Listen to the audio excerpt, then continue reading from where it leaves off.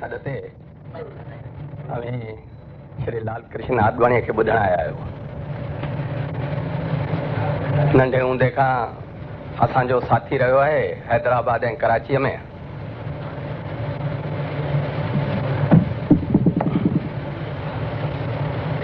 BA पढ़ियो, LLB पढ़ियो ऐं पोइ रुगो राष्ट्रीय स्वयंसेवक संघ जो कमु बिल्कुलु 1943-44 खां हुन शुरू कयो।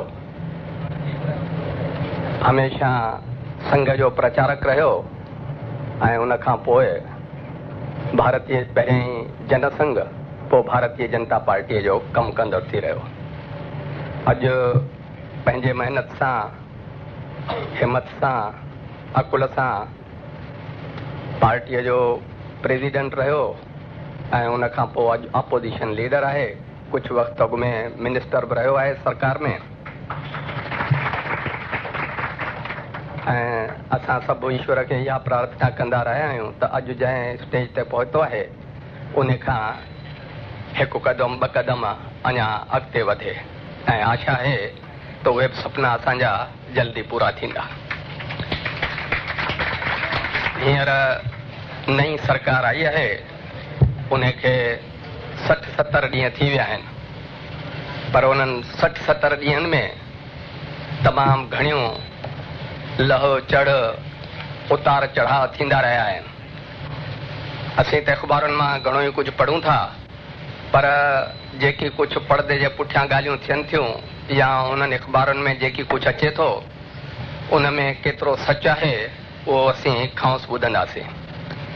प्रोग्राम इन नमूने रहंदो त पहिरियों ई पाण कुझु ॻाल्हाईंदो, पोइ जेकॾहिं कुझु माण्हुनि खे पुछणो हुजे त उन जा सुवाल जेकॾहिं लिखी ॾींदा या कुझु पुछणो हुजे, इंक्वायरी सजेशन्स हुजनि त उहे जेकॾहिं लिखी ॾींदा त ॾाढो सुठो थींदो।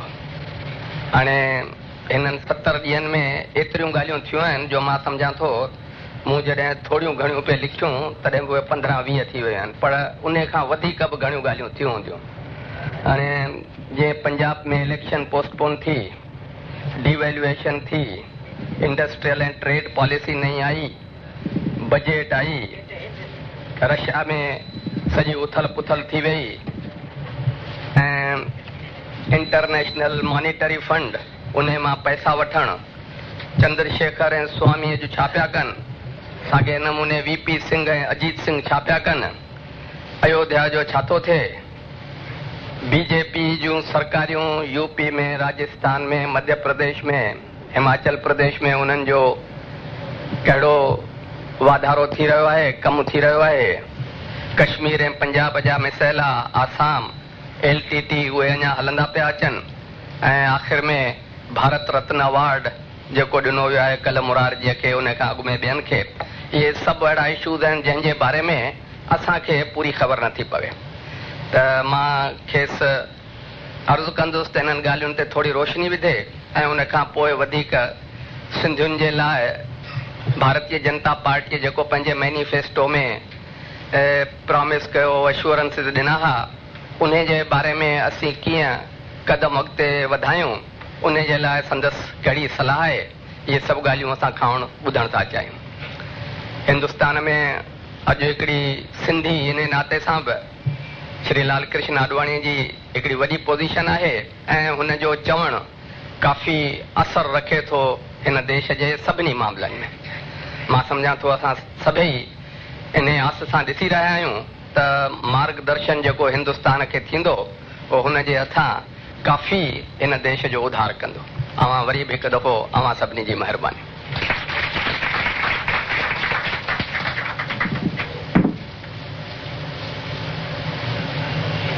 अवां सभिनी जे पारां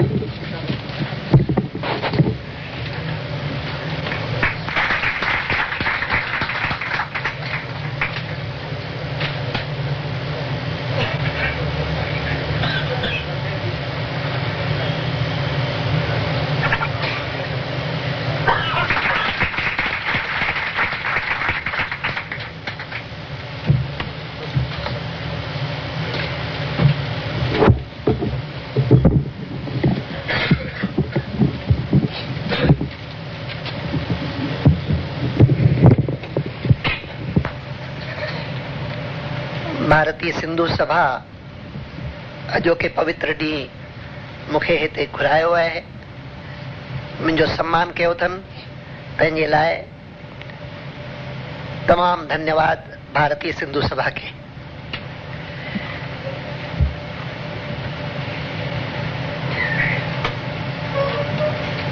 मां हिते पहुतुसि, तंहिंखां पोइ भाउ हरि आत्माराम मूंखे उहो इन्विटेशन लेटर ॾेखारियो जेको तव्हांखे मोकिलियो अथनि। दिल्लीअ में मोकिलियो हो पर मूं ॾिठो कोन हो, न त हूअं मूंखे ख़्यालु हो त भारतीय सिंधु सभा जूं जेके मीटिंग्स थींदियूं रहंदियूं आहिनि जिन में प्रमुखतः सिंधियुनि जे प्रॉब्लम्स जे बारे में वीचार विमर्श थींदो आहे, ऐं अहिड़ी का मीटिंग रक्षाबंधन जे ॾींहुं बि रखी अथनि, तंहिं ते मूंखे घुरायो अथनि। इहा मुंहिंजी कल्पना हुई। मूंखे इहा कल्पना कोन हुई त मूंखे ई ॻाल्हाइण लाइ ऐं अॼोकी राजनीतिक स्थिति जे बारे में कुझु चवण लाइ, तंहिंखां पोइ उन जे बारे में सवाल जवाब करण लाइ अॼोको फंक्शन रखियो वियो आहे। मुंहिंजे लाइ त तमामु सम्मान जी ॻाल्हि आहे, इज़त जी ॻाल्हि आहे। ऐं साधारणतः त मां सिंधु सभा जे सभिनी फंक्शन्स ते, छाकाणि त 5-10 मिंट ॻाल्हाइणो हूंदो आहे, तंहिंजे करे सिंधी में ॻाल्हाईंदो आहियां। बाक़ी जे पूरी ॻाल्हि लंबी चौड़ी करणी आहे ऐं भाउ झमट त हिकिड़ी वॾी लिस्ट ठाही, 19 सब्जेक्ट्स जी लिस्ट ठाही, हिकिड़े सब्जेक्ट ते कलाक लॻी सघे थो, ऐं जे वक़्तु लॻाइणो आहे, पंहिंजी ॻाल्हि पूरी करणी आहे, त मां भाउ झमट जी इजाज़त सां हिंदी में ॻाल्हाईंदुसि। अंग्रेजी ऐं सिंधी बि हली सघे थी, छाकाणि त सिंधीअ में कॾहिं राजनीतिक भाषण कोन ॾिनो अथऊं। सिंधीअ में घर में ॻाल्हाईंदो आहियां ऐं सभिनी खे चवंदो आहियां त ॿारनि सां सिंधी में ॻाल्हायो, पर सिंधी हिकिड़ो त मां नंढे हूंदे खां भले मातृभाषा सिंधी रही, पर मुंहिंजी शिक्षण जी भाषा, एजुकेशन जेका आहे सा अंग्रेजी में थी, ऐं व्यवहार जी भाषा उहा हिंदी थी विभाजन खां पोइ। सो सभई भाषाऊं ठीकु आहिनि, पंहिंजूं ई आहिनि, इनमें कोई शक कोन्हे, इसमें कोई संदेह नहीं है कि अभी राजनीति ने जिस अध्याय में प्रवेश किया है ये एक अनोखा अध्याय है। जैसी सरकार ये बनी है ये अनोखी सरकार है। मैंने एक दिन मजाक में कहा था कि ये this is a government on daily wages. कोई भरोसा नहीं कब छुट्टी हो जाए।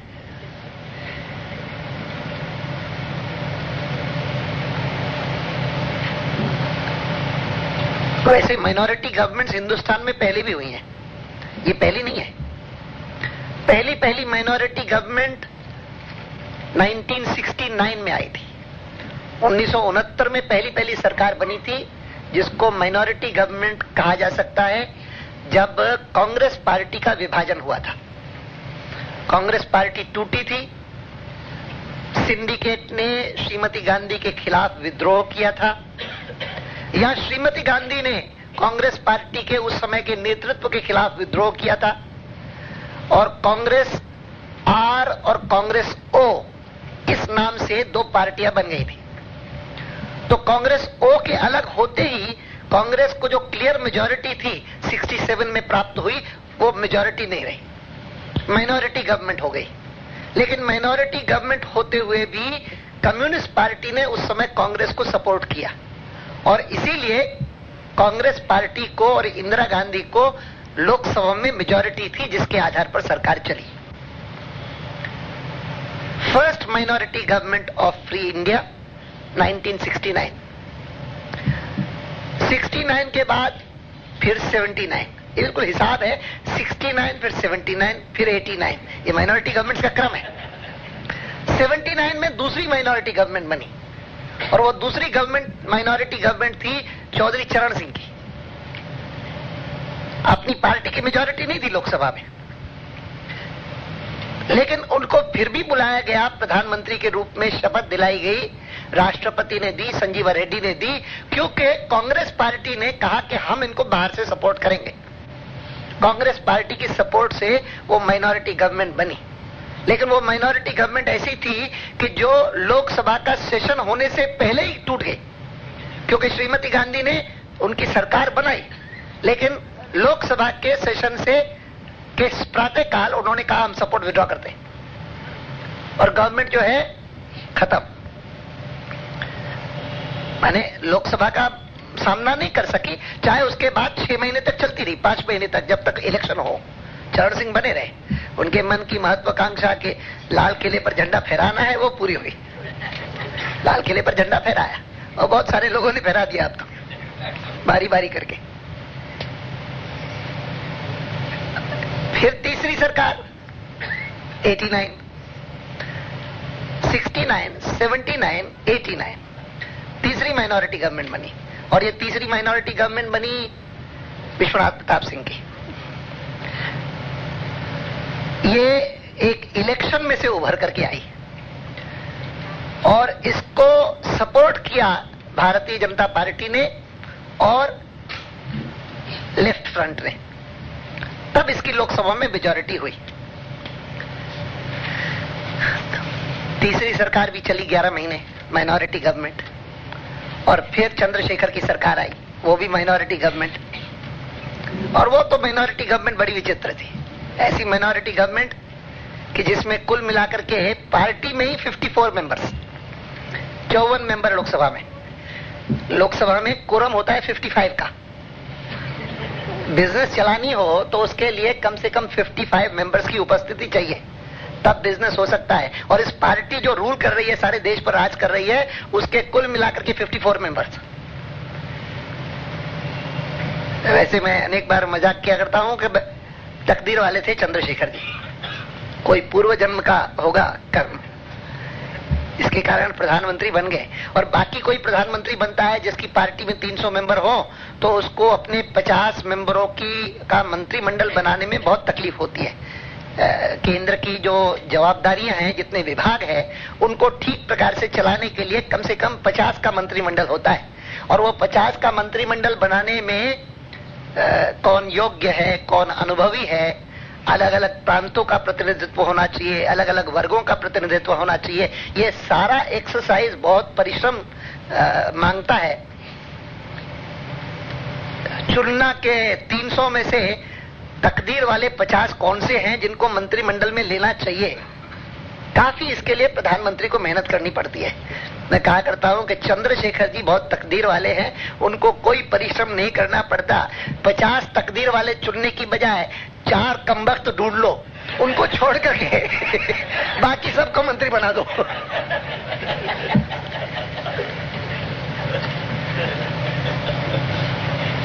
तो ये चौथी सरकार, 4th माइनॉरिटी गवर्नमेंट हिंदुस्तान ने देखी। उन दिनों में कभी कभी लोग पूछते थे, कहते थे कि कितने दिन चलेगी सरकार चंद्रशेखर जी की। तो अब ये सुनी सुनाई बात है, मैंने चंद्रशेखर जी से खुद से पूछा नहीं, लेकिन चंद्रशेखर जी के बारे में बताया जाता है कि उनसे किसी ने पूछा कि आपकी सरकार कितने दिन चलेगी, तो उन्होंने कहा कि तेनजिंग नोर्गे जब माउंट एवरेस्ट पे चढ़ा था तो वो कोई मकान बनाने के लिए थोड़ी चढ़ा था, पहुंचना था तो पहुंच गया, तो मैं भी पहुंच गया।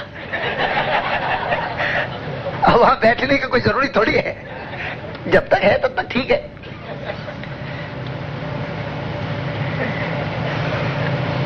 अभी का 1991 का जो चुनाव हुआ, उसमें से ये 5वीं माइनॉरिटी गवर्नमेंट निकली है। और मुझे याद है कि जब ये कॉन्फिडेंस मोशन हुआ था, तब मैंने इसी बात का विश्लेषण करते हुए मैंने कहा कि अब तक जो 5 माइनॉरिटी गवर्नमेंट्स हुई हैं, उसमें मैं सबसे विचित्र माइनॉरिटी गवर्नमेंट इसको मानता हूं। This is the oddest of the 5। इस कारण के पहले की चारों सरकारें, इंक्लूडिंग चंद्रशेखर, उनकी सरकार, वो चाहे माइनॉरिटी गवर्नमेंट थी, उसकी पार्टी की अपनी क्लियर मेजॉरिटी नहीं थी, लेकिन लोकसभा में उनकी कमिटेड मेजॉरिटी थी सबकी, सबको एक क्लियर मेजॉरिटी ने कमिटमेंट दिया था कि हम तुम्हारे साथ हैं। इंदिरा गांधी थी तो कम्युनिस्ट पार्टी ने कहा कि हम तुम्हारे साथ हैं, सार्वजनिक रूप से घोषणा की कि हम इनके साथ हैं, तो कमिटेड मेजॉरिटी सपोर्ट थी। उसी प्रकार से चरण सिंह थे तो माइनॉरिटी गवर्नमेंट थी, लेकिन इंदिरा गांधी की कांग्रेस पार्टी ने कहा कि हम इसको सपोर्ट करते हैं, तो कमिटेड मेजॉरिटी सपोर्ट। उसी प्रकार से विश्वनाथ प्रताप सिंह की सरकार माइनॉरिटी सरकार, लेकिन committed support Bharatiya Janata party की और लेफ्ट फ्रंट की। उसी प्रकार से चंद्रशेखर की सरकार, चाहे 54 लोगों की सरकार, लेकिन कमिटेड मेजॉरिटी सपोर्ट थी कांग्रेस के सपोर्ट के कारण।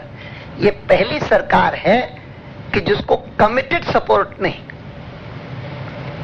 और प्रतिदिन हिसाब करते रहना पड़ेगा कि अब कहीं फर्टिलाइजर पर गिर तो नहीं जाएगी, अब कहीं इनकम टैक्स वाले मामले पर गिर तो नहीं जाएगी, अब कहीं 100 करोड़ का जो राजीव को फंड देने का सोचा है उस पर सरकार तो नहीं गिर जाएगी। और पूरी देर, इसीलिए मैंने बाद में कहा कि it's a government on daily wages, committed support नहीं है। और इसीलिए this is the oddest of all the minority governments, सबसे अधिक विचित्र ये माइनॉरिटी गवर्नमेंट है। इस सीमा को समझ करके अगर सरकार काम चलाएगी तो उसके लिए भी ठीक रहेगा, और अगर इस सीमा को पहचान करके इसको एक अवसर में बदल देगी तो बहुत देश का भला कर डालेगी। क्योंकि बदल सकती है वैसे, लेकिन मैं नहीं जानता हूं कि क्या करेंगे एग्जैक्टली। अभी जो 60-70 दिन हुए हैं जो जमट जी उल्लेख कर रहे थे, वो बहुत समाधान कारक नहीं रहे, और समाधान न होने का प्रमुख कारण तो वो खुद पार्टी है, कांग्रेस पार्टी। कैसी दशा है, कैसी स्थिति है, कैसे लड़ते हैं, कैसे झगड़ते हैं, और मंत्री आपस में कैसे चलते हैं। लॉबी में 3-4 मंत्री बैठे थे, बात कर रहे थे, और उनमें से एक कह रहा था कि मैं फलाने को अपॉइंट कर रहा हूं अपने विभाग में इस पद पर, और मैंने तो अपने मन में तय कर लिया है, अब फाइल जो है वो प्रधानमंत्री के पास भेज रहा हूं। तो दूसरा मंत्री उसको कहता है, सबके सामने बोल रहे हैं सब, दूसरा मंत्री उसको कहता है ये प्रधानमंत्री के पास फाइल भेजने की पुरानी परंपरा छोड़ो, अब तो छोड़ो, अब मत भेजो, तुम कर दो अपना जो कुछ फैसला करना है, नहीं तो फिर तुम शुरू करोगे तो हमको भी भेजना पड़ेगा। धीरे धीरे करके एक स्थिति ऐसी आ रही है कि जिसमें लगता है कि ग्रिप कमजोर होता जा रहा है गवर्नमेंट पर, पार्टी पर, और ऐसी स्थिति में इस सरकार को अगर संकट पैदा होगा तो शायद बाहर से होने की तुरंत संभावना नहीं है, अंदर से होने की संभावना है। अब वो कैसे उसका निराकरण करेंगे, कैसे नहीं करेंगे, ये प्रमुख रूप से उनका काम है। मैं तो ज्यादा नहीं कह सकता हूं, मैं तो इतना ही कह सकता हूं कि भारतीय जनता पार्टी को इस बार सरकार बनाने का दायित्व जनता ने नहीं सौंपा है। भारतीय जनता पार्टी को विपक्षी पार्टी के रूप में अच्छा काम करने का दायित्व दिया है। एक समय था जब भारतीय जनता पार्टी यह देश की अच्छी पार्टी मानी जाती थी, प्रमुख पार्टी नहीं मानी जाती थी। मुझे याद है वर्षों पहले एक हिंदी पत्रिका में एक अच्छा लेख छपा था भारतीय जनता पार्टी पर, और लेखक ने लिखा कि भारतीय जनता पार्टी बहुत प्रामाणिक पार्टी है, देशभक्त पार्टी है, अनुशासन का गुण है, और जो नीतियां हैं वे भी अच्छी हैं, राष्ट्र के हित में हैं, आर्थिक दृष्टिकोण में भी एक व्यवहारिकता है जो कांग्रेस पार्टी के दृष्टिकोण में नहीं है, इत्यादि इत्यादि बहुत तारीफ की थी। लेकिन कहा कि ये तारीफ करने के बाद उसने कहा कि मैं अगर सिनेमा की उपमा दूं तो मैं कहूंगा कि भारतीय जनता पार्टी की लोग जब प्रशंसा करेंगे तो प्रशंसा वैसे ही करेंगे जैसे सिनेमा देखने वाले ए.के. हंगल की प्रशंसा करते हैं। ए.के. हंगल जो है एक चरित्र अभिनेता है, कैरेक्टर एक्टर है, और वो चरित्र अभिनेता बहुत अच्छा है, बहुत बढ़िया है, इस नाते बात करेंगे। ये भारतीय जनता पार्टी कभी हीरो नहीं बन सकती, अच्छा अच्छा कैरेक्टर एक्टर बनेगी हिंदुस्तान की राजनीति में, लेकिन वो कभी हीरो नहीं बन सकेगी। वर्षों पहले की बात है, करीब शायद 7-8 साल हुए होंगे। और पिछले साल जब 1991 का चुनाव हुआ, उससे पहले मैंने कहीं कहा था, मैंने कहा कि विगत वर्षों में भारतीय जनता पार्टी की जो सबसे बड़ी उपलब्धि है, वो उपलब्धि ये है कि यह जो विश्लेषण था उस लेखक का, और जो लेखक हमारे खिलाफ नहीं थे, जो लेखक हमारे प्रति सहानुभूति रखते थे, और जिस लेखक के विश्लेषण में मैंने उस समय भी उनको कहा था कि तुम्हारी विश्लेषण में उनको ही कहा था दम बहुत है, लेकिन हमारी तरफ से प्रयत्न होगा कि तुम्हारी बात को झूठा सिद्ध करके दिखाए।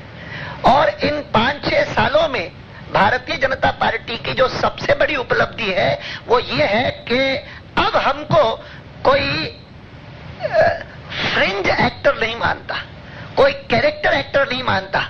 जो हमारे समर्थक हैं वो हमारी प्रशंसा करते हैं और कहते हैं कि बस भारतीय जनता पार्टी का शासन आएगा तो ही देश का उद्धार आएगा, और जो हमारे विरोधी हैं वो कहते हैं भारतीय जनता पार्टी का शासन आया तो गए, फिर तो मर गए, फिर तो देश बर्बाद हो जाएगा। दोनों तरफ से कोई हमको हीरो समझता है, दूसरा हमको विलन समझता है, लेकिन कैरेक्टर एक्टर कोई नहीं मानता है। मैंने तब कहा कि कोई अमिताभ बच्चन कह सकता है, कोई अमरीश पुरी कह सकता है, लेकिन हंगल नहीं कहेगा, आप एक ही हंगल नहीं कहेगा। और 91 का जो चुनाव हुआ, उस 91 के चुनाव में इस परिवर्तित स्थिति के आधार पर लोगों के मन में अपेक्षाएं पैदा हुई। कुछ लोगों के तो मन में विश्वास हो गया कि बस अब तो सरकार आएगी, अब तो फलाने प्रधानमंत्री बनेंगे, अब तो ये होगा, अब तो वो होगा। टेलीफोन करके, जिस दिन मतदान हो रहा है उस दिन फोन करके, मैं गांधीनगर था उस दिन अपने चुनाव क्षेत्र में, तो टेलीफोन करके कि मैं ये हूं, मैं वो हूं, मैं फलाना हूं, मैं ज्योतिषी हूं, मैं ये हूं, और आप तो अब तो इस समय तो आप अपना मंत्रिमंडल बनाइए। मैं मन में मुस्कुराने लगा, मैंने कहा ये हमको मंत्रिमंडल बनाने की बात करता है, हमको पता है कि परिणाम क्या आने वाला है। और कुछ लोगों को लगता था, हमारे विरोधी ऐसे भी थे, और जो लगातार लिखते रहते थे, कहते थे कि भारतीय जनता पार्टी बहुत बड़ी गलतफहमी में है, क्योंकि भारतीय जनता पार्टी को यह भूलना नहीं चाहिए कि 40 सालों में उसने प्रगति केवल तब की है जब उसने विपक्षी दलों से समझौता किया है। जब भी उसने अलग चुनाव लड़ने की बात सोची है तब उसकी पराजय हुई है। और मधुली मैंने एक लंबा लेख इस पर लिखा था, जिसमें उन्होंने पुराने सारे इलेक्शंस का विश्लेषण करते हुए, उसके आंकड़े, उसके तथ्य, उसके सीट्स, उसके पोलिंग परसेंटेज देते हुए कि जब भी भारतीय जनता पार्टी ने या भारतीय जनसंघ ने इस गलतफहमी में कि अब जनता हमारे बहुत साथ है, अब जरा अलग छलांग लगाओ, जब भी उसने छलांग लगाई है, पटकी खाई है, और उसकी जो स्थिति है वो पहले से भी कम हुई है, कमजोर हुई है। और इस बार भी वो अगर समझते हैं तो उनको भूलना नहीं चाहिए कि 1989 में अगर उनको 86 सीटें मिली तो वो 86 सीटें राम जन्मभूमि के कारण नहीं मिली, अयोध्या के कारण नहीं मिली, केवल इसलिए मिली क्योंकि उस समय लोग कांग्रेस को हटाना चाहते थे।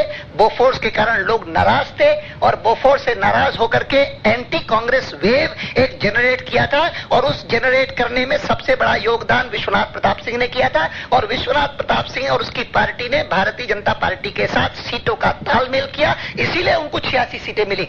और इस गलतफहमी में से न रहे, जिस दिन वो ये समझौता नहीं करेंगे तो वो 86 सीटें नहीं मिल सकेंगी, 40-50 पर आकर के रह जाएंगी। ये उनका विश्लेषण था। एक तरफ तो ये विश्लेषण था, दूसरी तरफ हमारी सरकार बनाने वालों का विश्लेषण था। हम लोग सार्वजनिक रूप से भले सरकार बनाने की बात करते थे, लेकिन मन में और अपने घर में बैठ करके जब हिसाब लगाते थे, मैंने स्वयं ने हिसाब लगाया, एक एक स्टेट का, सारे देश का दौरा करके आखिर के 4-5 दिन पहले जो मैंने अंदाजा लगाया था, उस अंदाजे के हिसाब से मुझे लगता था, और राजीव की हत्या न होती तो मेरा अनुमान था कि कांग्रेस पार्टी और भारतीय जनता पार्टी की दोनों की सीटें 175 के आसपास आएंगी। 5-10 उनकी अधिक हो सकती है, 5-10 हमारी अधिक हो सकती है। राजीव की हत्या ने नक्शे को और बदल दिया, और नक्शे को बदल करके उनको 30-40 सीटें एक्स्ट्रा दे दी, 200 के ऊपर चले गए, हमको 40 सीटें 50 सीटें कम कर दी, और हम 119 पर आ गए। अंदाजे में गलती नहीं हुई, लेकिन इसके कारण देश की राजनीति का एक प्रकार से ध्रुवीकरण सा हो गया। 2 प्रमुख पार्टियां उभर करके आई, तीसरी पार्टी नहीं है ऐसा मैं नहीं कहूंगा, है, अभी भी है, जनता दल है, और वो भी इसलिए है क्योंकि उन्होंने एक समझौता किया है लेफ्ट फ्रंट के साथ। अब वो लेफ्ट फ्रंट की तो दया आती है कभी कभी, और खास करके जब देखते हैं कि मॉस्को में कम्युनिस्ट पार्टी पर बैन लगता है तो फिर सोचते हैं कि ये क्या करेंगे। वो कलकत्ते में एक है, वो वहां पर जो जूलॉजिकल पार्क है, गार्डन है बड़ा प्रसिद्ध, हाँ बोटेनिकल गार्डन है, जिसमें एक बड़ का पेड़ है, बनियन ट्री, जिस बनियन ट्री में और बहुत सारी शाखें हैं उसकी जो जमीन में लगी हुई हैं, और आप अगर उसमें नीचे जाएंगे तो एक स्थान पर एक बोर्ड लगा हुआ है कि जिसमें लिखा है कि the original route was here. तो ये जो बनियन ट्री है इसमें तो वो शाखें भी नहीं है, लेकिन हाँ मॉस्को में जरूर लिखा जाएगा कि the communist party was here, ये बोर्ड लगा रहेगा। ये स्थिति हुई है। Communism as an ideology is dead, communism as a system has collapsed, रखा नहीं कुछ भी। और एक प्रकार से ये जो अभी अभी मॉस्को में जो घटनाएं हुई हैं, जिसको मैं कह सकता हूं वो जो आखिरी हिचकी होती है ना मरने वाले की, द लास्ट गास्प, वो वैसा कह सकता हूं। और ऐसी स्थिति में हिंदुस्तान की राजनीति में हम पर दायित्व और बढ़ जाता है, और उस बढ़े हुए दायित्व के अनुरूप जवाबदारी निभाने की कोशिश कर रहे हैं। और इस फ्लूइड स्थिति में, जिस स्थिति में पता नहीं कि कल क्या होगा, हाँ इसमें कोई शक नहीं कि इस समय इमीडिएटली हमारा जो समर्थन बढ़ा है और हमको जो समर्थन मिला है, हर एक इलेक्शन में एक आध इश्यू होता है जो बाकी सब इश्यूज को ओवरशैडो कर लेता है और सबसे अधिक प्रभावित करता है। यूं तो हिंदुस्तान में अगर सर्वसामान्य रूप से कोई पूछे कि सबसे महत्वपूर्ण विषय कौन सा है जिसके बारे में पॉलिटिकल पार्टी को चिंता करनी चाहिए, तो मैं समझता हूं हर एक कहेगा कि सबसे महत्वपूर्ण विषय है गरीबी, सबसे महत्वपूर्ण विषय है रोजगार, कि भाई जहां इतनी गरीबी हो, भयंकर भयंकर गरीबी, कि लोगों को 2 समय का भोजन पूरा न मिलता हो, लोगों को पानी पीने का न मिलता हो। हम लोग शहरों में रहते हैं और जिस वर्ग में हम रहते हैं, कभी कभी कल्पना नहीं होती कि वास्तव में देश की दशा कैसी है। मुझे याद है कि मैं एक बार राजस्थान के जैसलमेर के पास में एक छोटे से गांव में गया, शायद जैसलमेर से करीब 12-15 किलोमीटर दूर होगा, 15 किलोमीटर दूर गांव में गया, और उन दिनों में मैं अध्यक्ष था। तो एक राष्ट्रीय पार्टी का अध्यक्ष जो है वो आया है हमारे गांव में। ये बात सुन करके सारा गांव इकट्ठा हुआ। गांव छोटा, करीब कुल मिलाकर के उसकी आबादी शायद 300 के करीब होगी, 300-350, और 300-350 बच्चे, बूढ़े, स्त्रियां सब इकट्ठे हुए। अब मैं वैसी बात कर रहा था, वो अपनी मारवाड़ी में बोल रहे थे, मैं हिंदी में बोल रहा था, और एक छोटे बच्चा था, उसको आगे आया तो उससे वैसे ही मैंने पूछ लिया, बेटा तुमने स्नान नहीं किया आज? अब मेरा ये सवाल पूछना, मैंने तो हिसाब से अपने विचार से पूछा, और गांव के मुखिया ने कहा कि साहब आप इनसे पूछ रहे हैं कि तुमने स्नान नहीं किया? हमारे इस गांव में पिछले 13 दिनों से किसी से स्नान नहीं किया है। मैंने कहा क्या मतलब? कहा कि हम पानी जो है वो रोज यहाँ से 14 किलोमीटर दूर जाकर के पानी लाते हैं, महिलाएं जाती हैं और पानी भर करके लाती हैं, पुरुष भी जाते हैं लेकिन महिलाएं ज्यादा जाती हैं, और उससे हम अपना खाना पकाते हैं और पानी पीते हैं। स्नान तो कभी कभी करते हैं, कौन स्नान करता है? स्नान तो एक लग्जरी है। अब ये जहां स्थिति हो जिस देश में, वहां पर तो स्वाभाविक रूप से कोई भी पॉलिटिकल पार्टी या कोई भी सरकार, कोई भी शासन अगर कोई ठीक प्रकार से शासन करना चाहता है तो उसकी फर्स्ट प्रायोरिटी होनी चाहिए कि भाई हर एक नागरिक को उसकी जो न्यूनतम आवश्यकताएं हैं जीवन की, वो उसको दिलवाना, उसको प्राप्त करवाना, बाकी सब बाद में आएगा। लेकिन हिंदुस्तान में जितने आज तक चुनाव हुए हैं 1952 से लेकर के और 1991 तक, आप देखेंगे कि चुनाव को अगर किसी एक विषय ने सबसे अधिक प्रभावित किया है तो वो प्रायः आर्थिक विषय नहीं है, वो कोई ना कोई ऐसा इमोशनल विषय है जिसको आप पॉलिटिकल इशू कह सकते हैं, जिसको आप इमोशनल इशू कह सकते हैं, लेकिन वो प्रभावित करता है। 1952 था तब तो आजादी की बात थी, 1957, 1962, अभी के पिछले 4-5 चुनाव तो मुझे अच्छी तरह से याद है, 1977 इमरजेंसी, 1980 तो उसमें जनता पार्टी के भीतर जो झगड़ेबाजी थी उसके कारण छोड़ो इनको, जनता पार्टी वालों को छुट्टी करो। 1984 श्रीमती गांधी की हत्या। महंगाई बढ़ती है कि नहीं बढ़ती है, लोगों को पीने का पानी मिलता है कि नहीं मिलता है, गरीबी दूर होती है कि नहीं होती है, मिसेस गांधी की हत्या हो गई है, इनको वोट दे दो, इनके बेटे को वोट दे दो। 1989 बोफोर्स। अब बोफोर्स का क्या लेने देना, सर्वसाधारण के जीवन में कोई कहे तो क्या लेने देना, लेकिन असर था, बहुत असर था। और उसी प्रकार से मैं ये मानता हूं कि 1991 के चुनाव को किसी एक विषय ने अगर प्रभावित किया सबसे अधिक तो वो अयोध्या ने प्रभावित किया। अयोध्या का विषय न होता तो हमको इतनी सफलता नहीं मिलती। हम अयोध्या के साथ जुड़े हुए जितने और विषय हैं, जैसे भाई हिंदुस्तान में सब नागरिक समान है, सेक्युलरवाद का अर्थ यह नहीं है कि जो अल्पसंख्यक है वो बहुसंख्यक से ज्यादा बराबर है। यह बात जो है वो आज हम नहीं कहते, स्यूडो सेक्युलरिज्म के खिलाफ हम कई वर्षों से कहते आए हैं। वो डॉक्टर श्यामा प्रसाद मुखर्जी ने जब भारतीय जनसंघ शुरू किया था तब उन्होंने कहा था कि भाई एक देश में 2 विधान और एक देश में 2 प्रधान और एक देश में 2 निशान क्यों होने चाहिए, एक ही होना चाहिए, धारा 370 खत्म होनी चाहिए, ये 1952 में कहा था और उसके आधार पर भी उनको सांप्रदायिक कहा गया था। लेकिन आज तक कश्मीर का विषय जो है वो जनता को इतना आंदोलित नहीं कर सका, इतना उसको एजिटेट नहीं कर सका, इतना स्यूडो सेक्युलरिज्म का जो अर्थ है वो उन तक नहीं पहुंचा सका। अयोध्या ने पहुंचा दिया, अयोध्या ने सीधे तौर पर पहुंचा दिया और उनको समझ में आया कि क्या मतलब है। ये कैसी विचित्र बात है कि हिंदुस्तान में, अयोध्या में हिंदू चाहते हैं कि वहां पर मंदिर बने, उसको कहते हैं नहीं बनना चाहिए। क्यों नहीं बनना चाहिए? अब वहां मंदिर बना हुआ है, ऐसा नहीं कि मंदिर कोई नया बनाना है। मस्जिद नहीं है, मस्जिद थी तो आज से 55 साल पहले थी। 1936 के बाद किसी ने वहां पर नमाज नहीं पढ़ी, 36 के बाद इतने साल हो गए, 55 साल हो गए, किसी ने नमाज नहीं पढ़ी।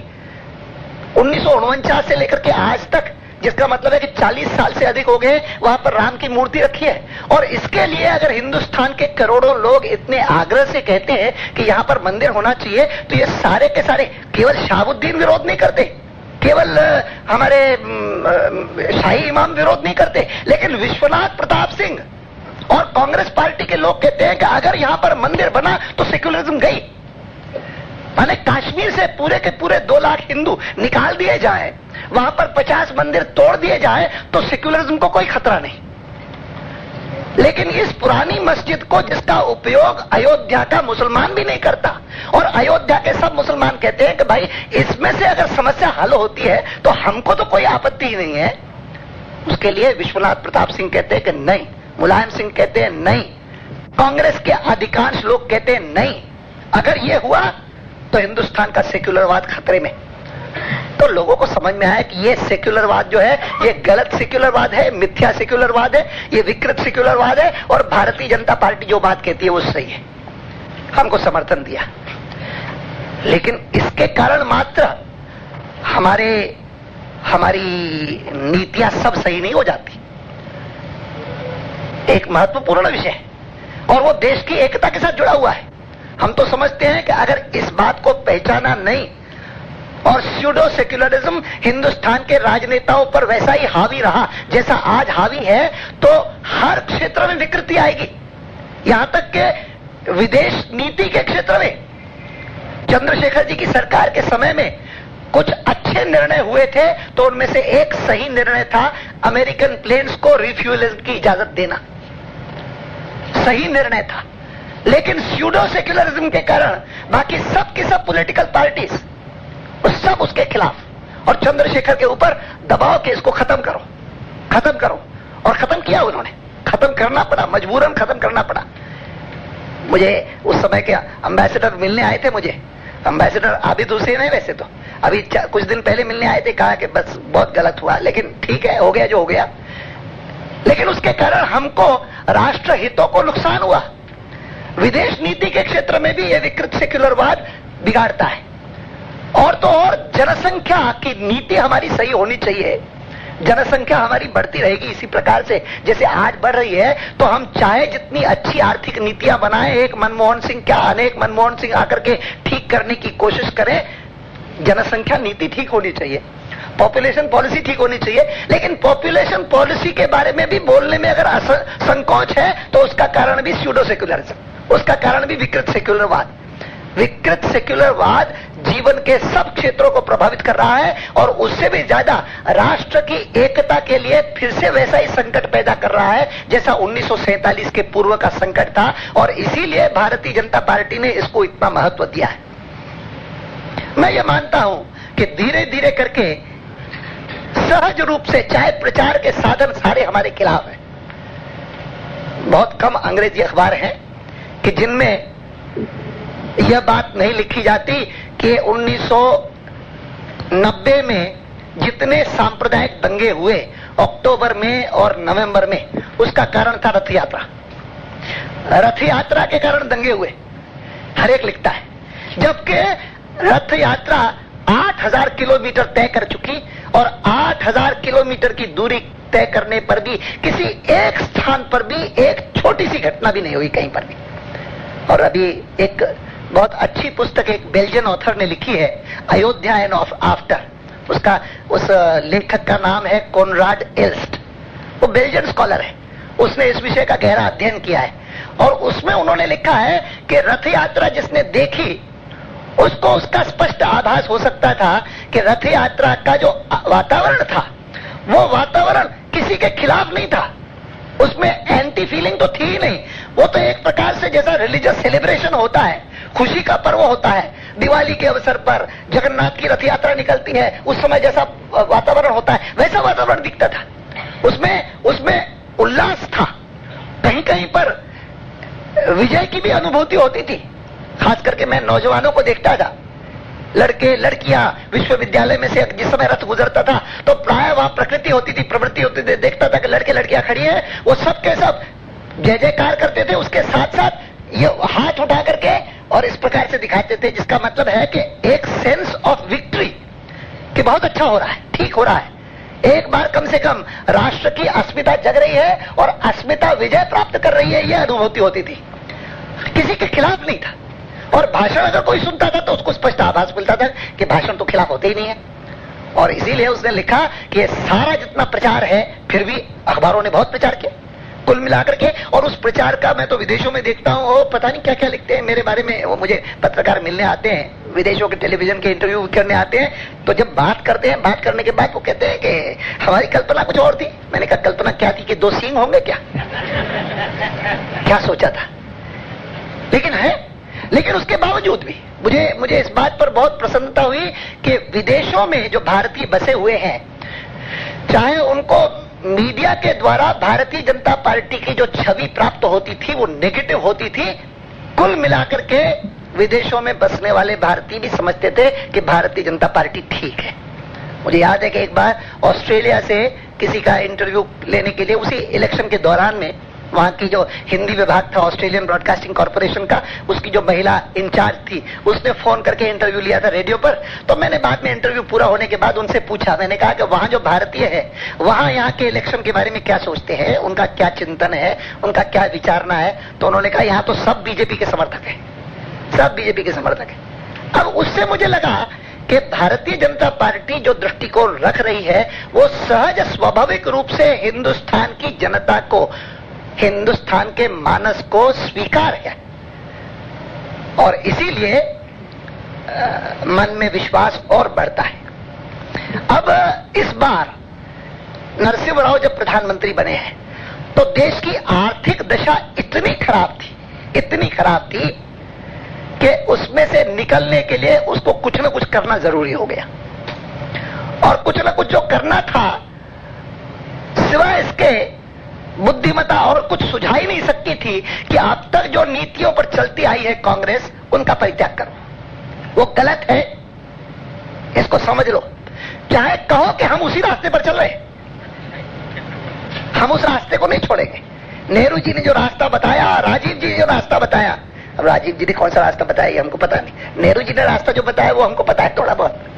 और हम ये मानते हैं कि हिंदुस्तान की जो आर्थिक दुरवस्था है उसका कारण ये है कि नेहरू जी के समय से लेकर के, और नेहरू जी क्योंकि रूस की अर्थव्यवस्था से बहुत प्रभावित थे, अर्थनीति से बहुत प्रभावित थे, उसके आर्थिक नियोजन से बहुत प्रभावित थे, रशियन इकोनॉमिक प्लानिंग को वो एक प्रकार का मॉडल मानते थे, आदर्श मानते थे, और उसको मिक्स्ड इकोनॉमी का जामा दे करके, और उस मिक्स्ड इकोनॉमी में भी public sector should have the commanding Heights of the economy, इस बात पर बल दे करके उन्होंने जो नीतियां अपनाई, और जिसके कारण धीरे धीरे करके हिंदुस्तान में लाइसेंसेस, हिंदुस्तान में परमिट्स, हिंदुस्तान में कोटा, और वो लाइसेंस परमिट कोटा के कारण ब्यूरोक्रेसी के हाथ में जो अधिकार आ गए, और एक बार किसी के हाथ में अधिकार आ जाते हैं तो वो अधिकार आसानी से छोड़ता नहीं।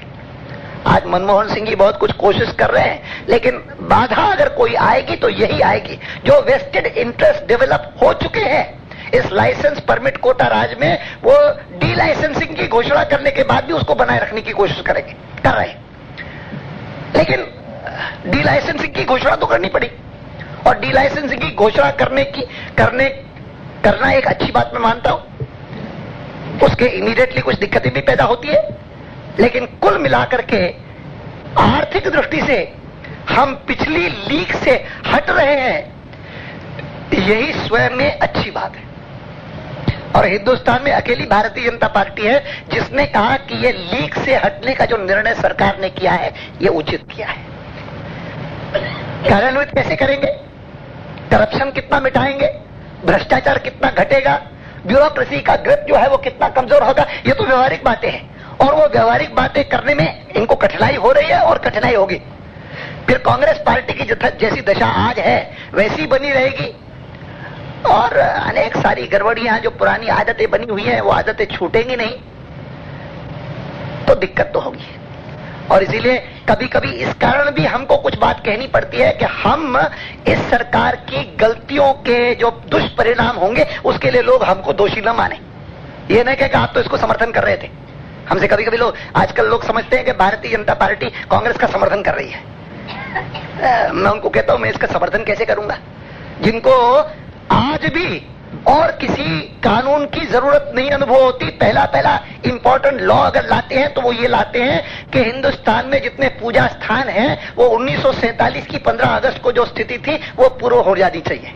अरे भाई देश आगे बढ़ रहा है, तुम वापस ले जा रहे हो 47 को।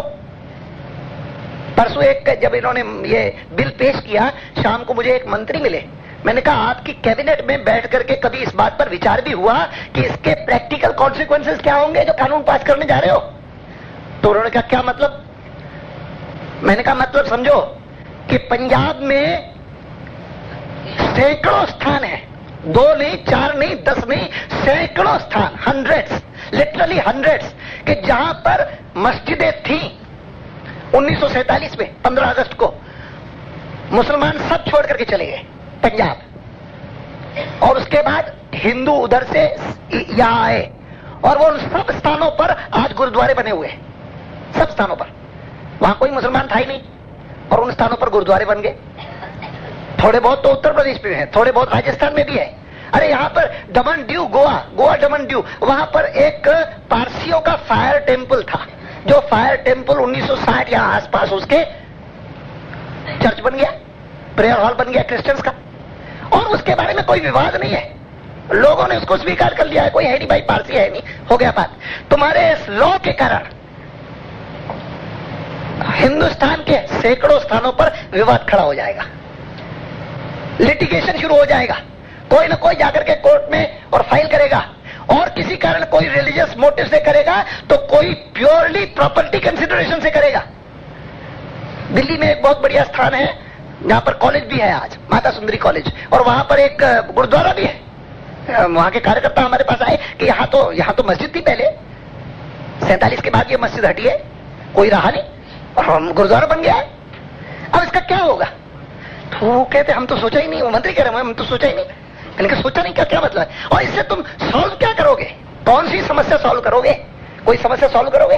ये तुम्हारा जो कानून है वो किसी समस्या का हल नहीं करेगा, सैकड़ों समस्याएं और खड़ी करेगा, जगह जगह पर विवाद खड़ा करेगा, जगह जगह पर तनाव पैदा करेगा, मुकदमेबाजी शुरू करवाएगा। क्या तुम्हारा तुम्हारी बुद्धिमत्ता है? केवल इसलिए क्योंकि उस समय लड़ाई लड़ रहे थे, आपको वोट चाहिए थे, और जनता दल ने भी कह दिया था कि हम 47 की वो स्थिति पैदा कर देंगे। राजीव गांधी ने भी कह दिया, कांग्रेस पार्टी ने भी कह दिया, मैनिफेस्टो में लिख दिया, और कानून तुम ले आए। ऐसी सरकार का हम समर्थन नहीं कर सकते। हमारे लिए समर्थन करना तो संभव ही नहीं है। और छोटी छोटी बातें तो ऐसी करते रहते हैं कि जिसके कारण मन में खिन्नता पैदा होती है, क्षोभ पैदा होता है। भारत रत्न देंगे, और राजीव जी को और सरदार पटेल को उसमें तुलना हो सकती है क्या? मैंने राजीव जी की मृत्यु जिन परिस्थितियों में हुई, इसके कारण सहज रूप से हरेक के मन में उनके परिवार के प्रति संवेदना पैदा हुई कि भाई कितनी दुखद मृत्यु हुई। और जितना समय राजनीति में थे, उनके साथ हमारे चाहे जितने मतभेद थे, जितना अंतर था दोनों फंक्शंस में दिखाई देता था। और जब कल मैंने परसों देखा, मैंने कहा मुरारजी भाई को भारत रत्न देना है तो कोई दूसरा व्यक्ति नहीं सूझा कि joint secretary government of India का आकर के देता है। मैंने it was utter lack of grace कि भाई कुछ करो तो ढंग से करो। आखिर तो राष्ट्रपति के प्रतिनिधि बैठे हैं यहाँ पर, गवर्नर साहब, गवर्नर दे सकते थे। मैं तो कहता हूं कि स्वयं अगर प्रधानमंत्री भी आकर के दे देते तो कोई बड़ी बात नहीं होती, बहुत बड़ा वो नहीं हो जाता। लेकिन वो इतनी शालीनता भी नहीं दिखाना और एक जॉइंट सेक्रेटरी को भेज देना कि तुम जाकर के और ये भारत रत्न का अवार्ड दिया हो, जैसे मानो खाना पूर्ति करनी है। मुझे किसी ने कहा कि मुरारजी भाई को लेना नहीं चाहिए था। मैंने कहा नहीं, वो भी ठीक नहीं। मुरारजी भाई ने लिया, वो तो मुरारजी भाई साहब उससे संबंध नहीं। मुरारजी भाई क्यों उसको इशू बनाएंगे?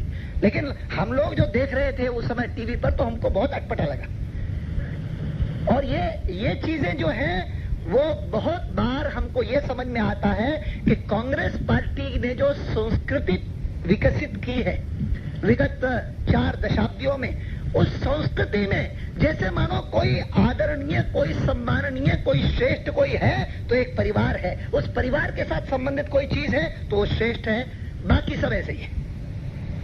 ये मूल विकृति है, और उस मूल विकृति को इस सरकार को त्यागना होगा और इस पार्टी को त्यागना होगा, तब देश का भला कर सकती है, उसके बिना नहीं कर सकती। आज जो स्थिति है उस स्थिति में भारतीय जनता पार्टी चाहेगी कि यह सरकार चले। हम कोई गिराना नहीं चाहेंगे, यद्यपि हम उसका मतलब ये भी नहीं कि हम इसको बचाए रखेंगे, ये हमारी जवाबदारी नहीं। अगर अपने मेंबर इकट्ठे नहीं करते हो और उसके कारण किसी दिन तुम्हारी सरकार गिर जाती है तो हम क्या करेंगे? मुझे याद है एक दिन वो टाटा का बिल हो रहा था, terrorist and disruptive activities act, तो हमारे लोगों ने खिलाफ वोट दिया। तो बाद में आकर के मुझे कांग्रेसी कहने लगे, आपने खिलाफ वोट दिया, ये तो सरकार आज गिर जाती है, हो जाता वो हो जाता। मैंने कहा मेरी जवाबदारी है, आप अपना काम संभालो, हम अपना काम करेंगे। और हमको इस बार हिंदुस्तान के मतदाता ने सरकार चलाने का दायित्व नहीं दिया है, हमको सरकार के और जनता के एक प्रहरी के रूप में, जनता के हितों के प्रहरी के रूप में एक सबल सशक्त विपक्षी दल की भूमिका निभाने का जो दायित्व दिया है उसको हम निभाते जाएंगे। और वह आर्थिक क्षेत्र में होगा, वह राजनीतिक क्षेत्र में होगा, वह सांस्कृतिक क्षेत्र में होगा, और सबसे बढ़कर के हिंदुस्तान की एकता के प्रति जो हमारी प्रतिबद्धता है, जो कश्मीर में, पंजाब में, आसाम में और अब तमिलनाडु में बहुत संकटग्रस्त है, उस एकता को बचाए रखने के लिए हमको जो जो आवश्यक लगेगा वो हम करते जाएंगे। और उस मामले में आप जब भी कोई गलत कदम उठाएंगे तो उसका हम विरोध करेंगे, और जरूरत पड़ी, मौका आया तो आपको गिराने में भी संकोच नहीं करेंगे। ये भूमिका लेकर के भारतीय जनता पार्टी काम करेगी। मैंने अब 19 विषयों का तो स्पर्श नहीं किया, लेकिन जितना थोड़े थोड़े में जितना कुछ कर सका उतना मैंने किया है। बाकी तो अगर आपने बहुत सारे सवाल यहाँ पर भेजे हैं, कोई उसके उत्तर के रूप में कुछ बात रह गई होगी तो जरूर कहूंगा। एक बार पुनः मैं भारतीय सिंधु सभा का बहुत बहुत धन्यवाद करता हूं कि आज मुझे यहाँ पर आमंत्रित किया, रक्षाबंधन के इस पावन पर्व पर मेरा सम्मान किया, आपसे मिलने का यह शानदार अवसर दिया।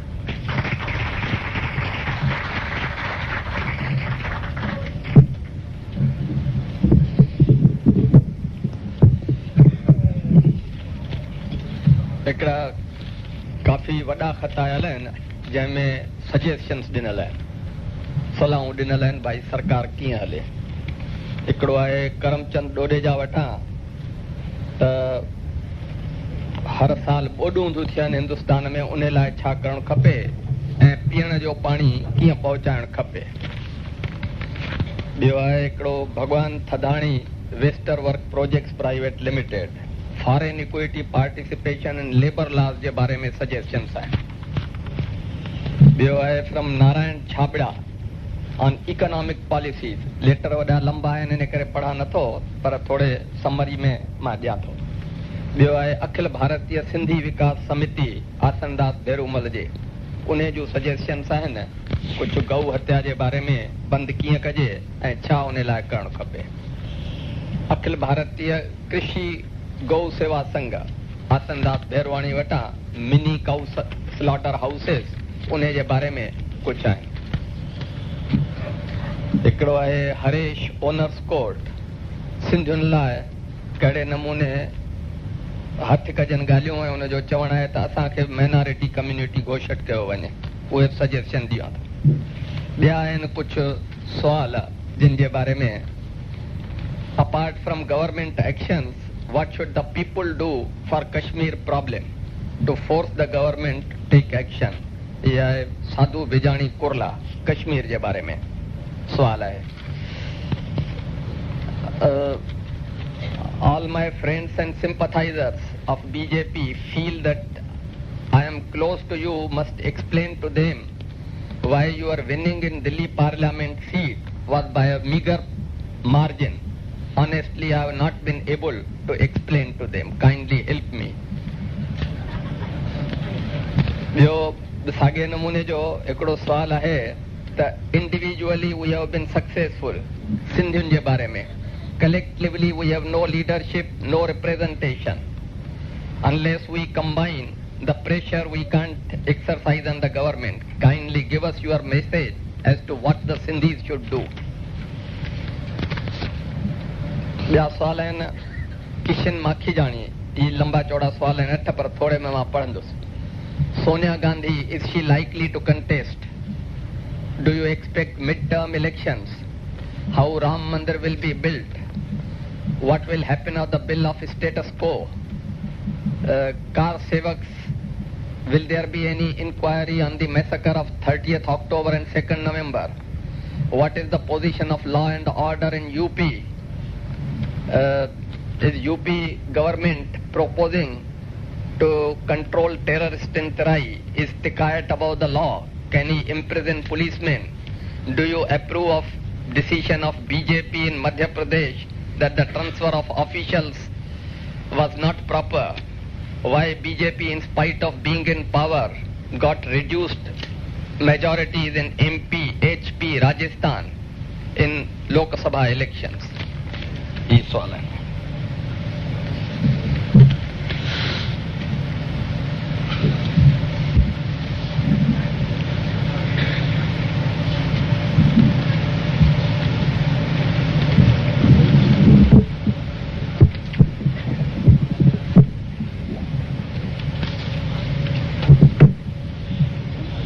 सवाल तक किशन माखी जाने पूछा है भाई अंग्रेजी में। हाँ?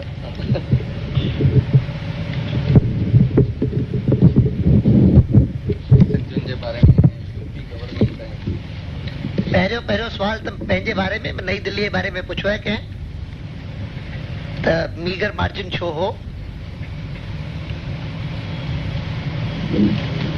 मेन रीज़न त इहो ई आहे त कंप्लेसेंसी ओवर कॉन्फिडेंस। सभई कहिड़ो तफ़ावत पवंदो। But that is a wrong calculation, particularly in a small constituency and in a constituency in which very often जो पढ़े लिखे लोग हैं वो वोट देने कम जाते हैं और बाकी वोट देने ज्यादा जाते हैं। और फिर वो जब जाता था तो हमारे कांग्रेस पार्टी का कैंडिडेट तो हमारे ये तो भीड़ ऐसी आती है, वो तो कोई खाली देखने के लिए। This was a mistaken notion, and particularly when this goes on day after day after day, and I am going around the whole country outside, तो the ground level organization ought to have been far more intense and secure. तो कुल मिलाकर के main reason मैं complacency मानता हूं। कुछ मात्रा में वो जो सेल्फ इमोलेशंस हुए थे at the time, because new Delhi में सबसे ज्यादा हुए, और सेल्फ इमोलेशंस जब हुए थे तो उस समय हम वीपी सिंह की सरकार का समर्थन कर रहे थे at that time when he had announced the Mandal आयोग recommendations, and we withdrew support 3 months later on the issue of Ayodhya. तो the Congress party did work up this कि देखो भाई, इन्होंने इतने लोग मारे गए, तब इन्होंने सपोर्ट वापस नहीं ली और अयोध्या के इशू पर सपोर्ट वापस ली। तो this did influence the government employee section of the electorate, जो कि हमारा नॉर्मली सबसे बड़े समर्थक रहते हैं। अब सोनिया गांधी क्या करेगी क्या नहीं करेगी, इसकी चिंता तो कांग्रेस वालों को करने दो, हमको नहीं करनी। अभी तो विदेश गई है। Do you expect mid term elections? We do not want mid term elections, but mid term elections can not be ruled out. और एक्सपेक्ट का सवाल नहीं है, one fears mid term elections, not because it is going to hurt us adversely. Politically शायद लाभ भी हो सकता है, लेकिन इतनी जल्दी इलेक्शंस होते रहेंगे तो उसका कुल मिलाकर के हमारे डेमोक्रेसी पर अच्छा असर नहीं होता है, इकोनॉमी पर अच्छा असर नहीं होता है, और अच्छा नहीं है, इसीलिए हम नहीं चाहते। बाकी तो अब UP government law and order की स्थिति जो है, मैं समझता हूं कि इस थोड़े से पीरियड में अगर किसी एक फील्ड में यूपी गवर्नमेंट का इंपैक्ट हुआ है और लोग पहचानने लगे हैं, तो वो है कि in so far as law and order is concerned, the UP government has been able to show results, and mafia gangs जो है उसको कर्ब किया है। उसके कारण परेशानी है, वो भी अपना जोर पूरा लगा रहे हैं, वो इंटरेस्ट है इतने सालों से। और ये डीपी यादव का किस्सा है, बहुत वहां पर मेजर इशू बना हुआ है, लेकिन गवर्नमेंट लगी हुई है, क्योंकि गवर्नमेंट ने जब हमसे डिस्कशन किया, चीफ मिनिस्टर ने, सारे मंत्रियों ने बैठ करके, हमने कहा 2 बातों की खास चिंता करो। नंबर 1, अयोध्या, उसका ठीक प्रकार से निपटारा होना चाहिए, और दूसरा लॉ एंड ऑर्डर। ये 2 हैं हाईएस्ट प्रायोरिटीज तुम्हारे प्रोग्राम में जो होनी चाहिए, और कुल मिलाकर के ठीक ही चल रहा है। बाकी तो अब सवाल जो आपने पूछा है कि बीजेपी जिन प्रांतों में शासन में थी, मध्य प्रदेश में, हिमाचल में, राजस्थान में, वहां पर चुनाव परिणाम अच्छे क्यों नहीं आए? तो कुछ मात्रा में तो जहां पर सरकार आती है वहां पर चुनाव परिणाम एंटी इस्टेब्लिशमेंट के कारण भी थोड़े बहुत खिलाफ होते हैं, थोड़े बहुत। लेकिन मैं मुख्यमंत्रियों को, मंत्रियों को कहता रहता हूं कि भाई ये सोचना कि अगर हमारी सरकार अच्छा काम करेगी तो उसके कारण हम चुनाव में जीतेंगे, ये मत सोचिए। अच्छा काम करना जरूरी है, क्योंकि सरकार ने हमको दायित्व, जनता ने हमको जवाबदारी दी है, लेकिन अच्छे काम मात्र के कारण जीत हार नहीं होती।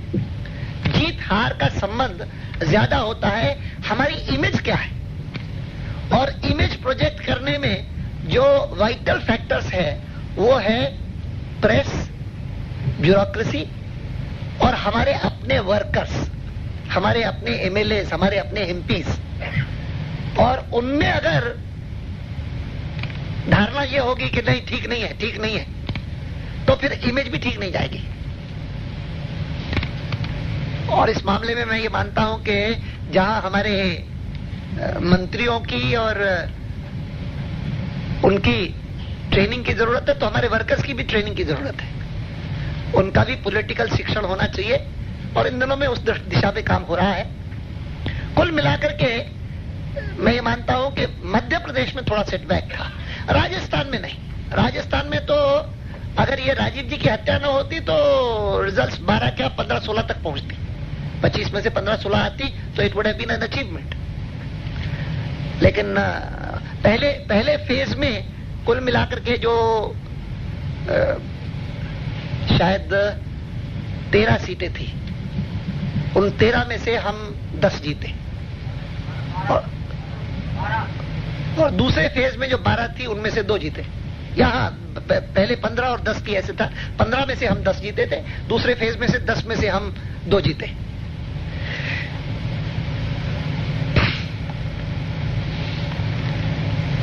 और इस अपने राजीव गांधी की हत्या का सेटबैक हमको महाराष्ट्र में बहुत भुगतना पड़ा और यहाँ पर केवल उसका ही नहीं तो उसके कारण कौन प्रधानमंत्री बनेगा,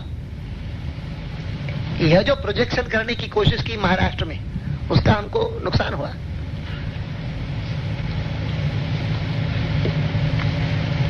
कश्मीर के बारे में आम आदमी क्या कर सकता है?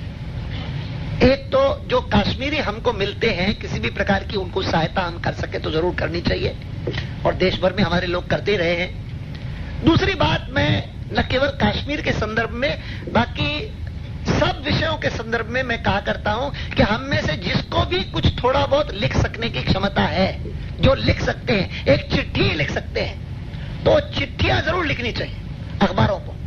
पत्र पत्रिकाओं में आप कल्पना नहीं कर सकते कि रीडर्स के लेटर्स का संपादक पर कितना असर पड़ता है।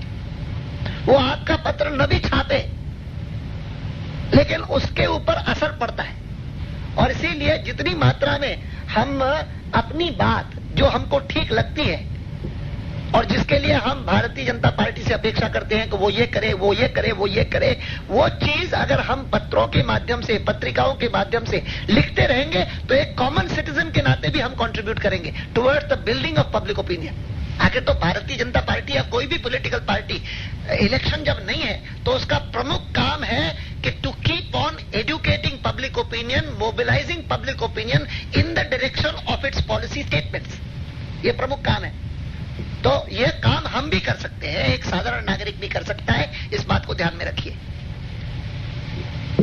और इस मामले में जो कम्युनिस्ट पार्टी की आइडियोलॉजी में से निकले हुए लोग हैं वो स्वाभाविक रूप से करते रहते हैं बहुत, और वो करते रहते हैं इसीलिए कभी कभी असर ये पड़ता है कि जैसे मन उनकी बात उसका बहुत असर है उनका।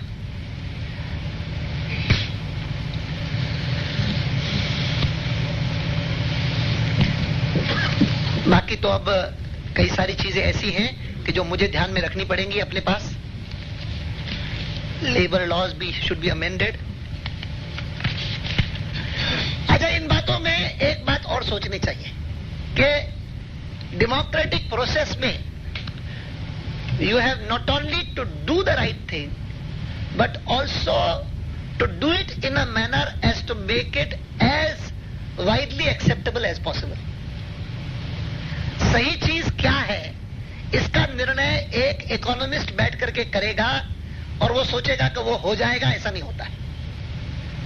सही चीज इस प्रकार से करना कि वो सही भी हो और साथ साथ अधिक से अधिक लोग उसे सही करके स्वीकार करें, माने, ये जरूरी है। ये एक हमेशा पॉलिटिक्स और इकोनॉमिक्स का जो झगड़ा चलता रहता है उसमें दोनों का कहीं ना कहीं रिकंसिलिएशन करना पड़ता है, हर एक को करना पड़ता है। और वो कोई अपॉर्चुनिज्म नहीं है। ये नहीं सोचना चाहिए कि देखिए पॉलिटिकल कंसिडरेशन से उसने सही बात नहीं की, ऐसा नहीं है। बहुत बहुत धन्यवाद सबका। और आए दीजिए। Again, there are some suggestions. New trade policy by G. Vadirani that I am giving. Already he has given a lot. Then there is some law for educated ladies. Sindhi समाज में पढ़ेले छोकरे उन्हनि खे नौकरी मिले त ट्रांसफर बराबर state में थे. That's another suggestion.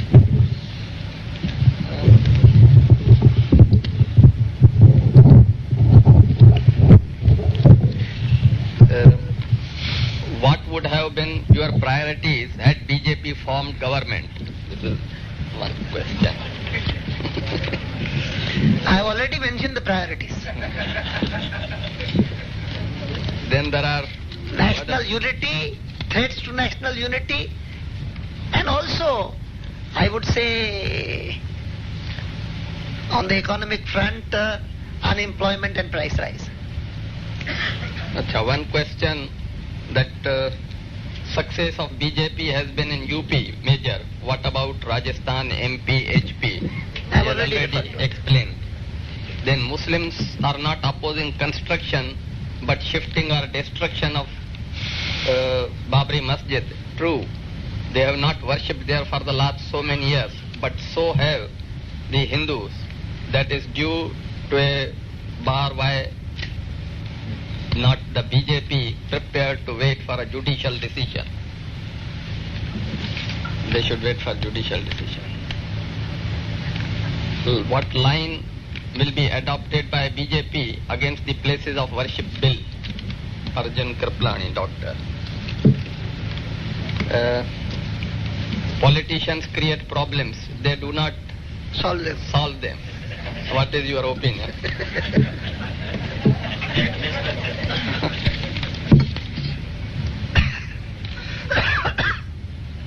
Okay. Then the last, as usual, you have not said anything about Sindhis, how should Sindhis do and what is... बस उन्हें ही गाल करनी है, बाकी कुछ नहीं, बाकी तो ही पुराना है. हाँ. Sindhis... मां समझातो था सिंधी असी कहचो न त भाई असी इंडिविजुअली असा कुछ प्राप्त कयो है, कलेक्टिवली असा प्राप्त कोन कयो है. मां समझातो त असांजी हिंदुस्तान में जेतिरी पॉपुलेशन आहे, जेतिरी टिरियल पखरियल आहे, उन में कलेक्टिवली असी एस्पायर करियूं त कुछ करे कोन सघंदासीं ख़ास. We are our population is so minuscule. Latest 91 जी खबर है? घणो कयो 91 सेंसस अञा आई कोन्हे. जी सवाल बराबर पढ़ियो वञे. सवाल तव्हां शायदि वो जो इंडिविजुअली कलेक्टिवली वारो हो शायदि तव्हां जेको हिकिड़ो पढ़ी ॿुधायो न अॻियां सवाल न हो.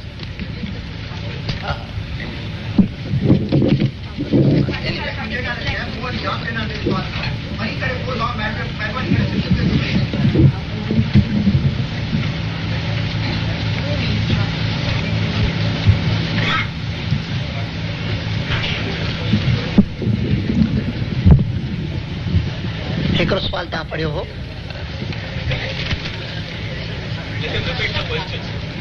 तई चओ तव्हांजो सवाल हो न, तई चओ भले. I will read. I'll read out.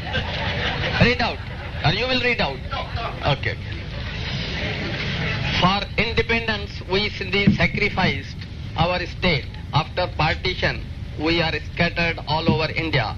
In spite of our large contribution to the states, wherever we have settled, we are not yet properly accepted. Individually, we have been successful. Collectively, we have failed. We have no leadership. We have no representation. We have large many sections. Present system and setup of politics is you scratch my back, I scratch your back. Unless we combine, we cannot exert our pressure and claim our rights. What is your message to Sindhis on this issue? I request a sincere and honest message from you as a Sindhi and not as a politician. नहीं, honest and frank अगर मैं comment करूंगा तो मैं ये कहूंगा कि I am not equipped to answer this question. My entire life, my entire experience has been of a nature in which I would not be able to do justice to a question of this kind. Perhaps Jhamat may, or some of my other colleagues who have been concentrating their activity and their field of activity in so far as Sindhi Samaj is concerned. To me, my frank opinion is that this is not really necessary. This is my opinion, though people may disagree with it. A community of the size of the Sindhi community in India, if it exerts in this direction, maybe it may get 1 or 2 seats in parliament.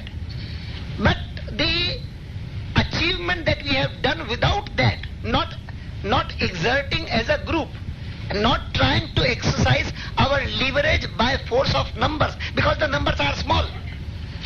Like the Parsis, we have been able to serve society and serve ourselves also better. This is my feeling. तो अब मैं आपको बताऊं कि बड़ी बड़ी communities हैं, वो भी डिससेटिस्फाइड रहती है कि हमको तो कोई पूछता ही नहीं, हमको तो कोई देखता ही नहीं, हम तो कुछ है नहीं, और उनको तो कोई कहे कि भाई आपके तो जो प्रतिभा होनी चाहिए, जो योग्यता होनी चाहिए वो है नहीं, वो भी कमी है, शिक्षण जैसा होना चाहिए वो भी नहीं है, तो नाराज होंगे। हम तो कह सकते हैं कि हम शायद अगर पार्टीशन न होता, आज सिंध के लोग कभी मिलते हैं जो आज सिंध में रह रहे हैं, और सिंध के मुसलमान खास करके कभी कभी इधर उधर कहीं पार्लियामेंट्री कोई इंटर पार्लियामेंट्री यूनियन की मीटिंग हो जाती है, वहां पर पाकिस्तान से कोई आता है और उसमें अगर कोई सिंधी रिप्रेजेंटेटिव है, उसको पता लगता है अडवाणी है, तो जा आकर के मिलेगा और आकर के बात करेगा, और वो कहते हैं भाई सिंध में जो सिंध के जो हिंदू चले गए भारत में, वो तो बहुत खुश है, बहुत खुश है, हम इतने दुखी हैं, इतने परेशान हैं कि कोई हिसाब नहीं। और मैं ये मानता हूं कि अगर पार्टीशन न होता, हम लोग इधर न आए होते और सिंध में ही होते, तो I doubt whether in these last 40 years we could have achieved so much progress.